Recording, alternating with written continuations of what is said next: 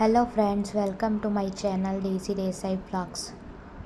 આજે આપણે જોઈએ છે શીરાની રેસીપી.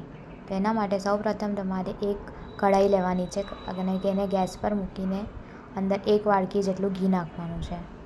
ત્યારબાદ એમાં 1 વાડકી રવો એડ કરવાનો છે.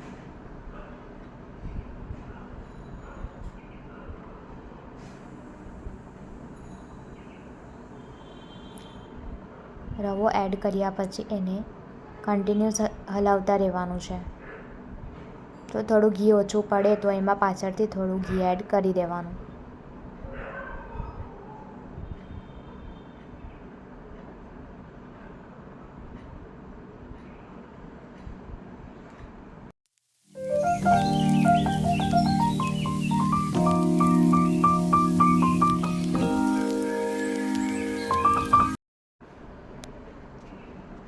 રવો જ્યાં સુધી શેકાઈ નહીં જાય, થોડો લાઇટ બ્રાઉન કલરનો નહીં થાય અને એમાંથી ઘી છૂટું નહીં પડે ત્યાં સુધી એને હલાવતા રહેવું.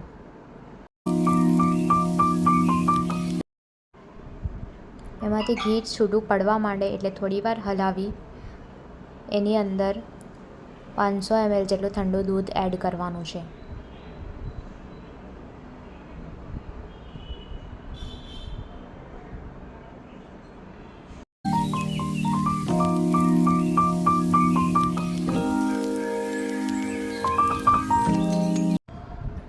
જ્યારે તમે દૂધ એડ કરો ત્યારે એક વસ્તુનું ધ્યાન રાખવાનું છે કે એને કન્ટિન્યુઅસ હલાવ્યા જ કરવાનું છે. જો તમે એને બરાબર હલાવશો નહીં તો એની અંદર ગઠ્ઠા થઈ જશે.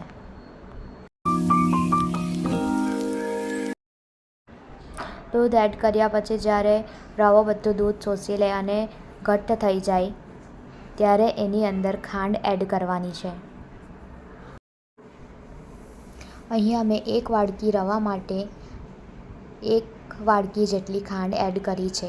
તમે તમારા ટેસ્ટ પ્રમાણે ખાંડ વધારે ઓછી કરી શકો છો. ખાંડ નાખ્યા બાદ જ્યાં સુધી ખાંડ ઓગળે નહીં ત્યાં સુધી શીરાને હલાવતા રહેવાનું.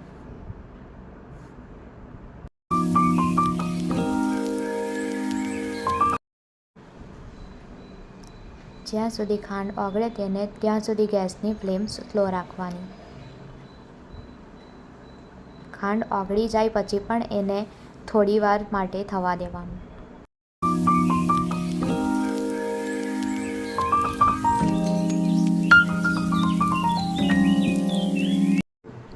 શીરો થઈ જાય એટલે એને બરાબર મિક્સ કરી લેવાનું અને એમાં ટેસ્ટ માટે એલચીનો પાવડર અને ડ્રાયફ્રૂટમાં બદામ અને દ્રાક્ષ એડ કરવાની.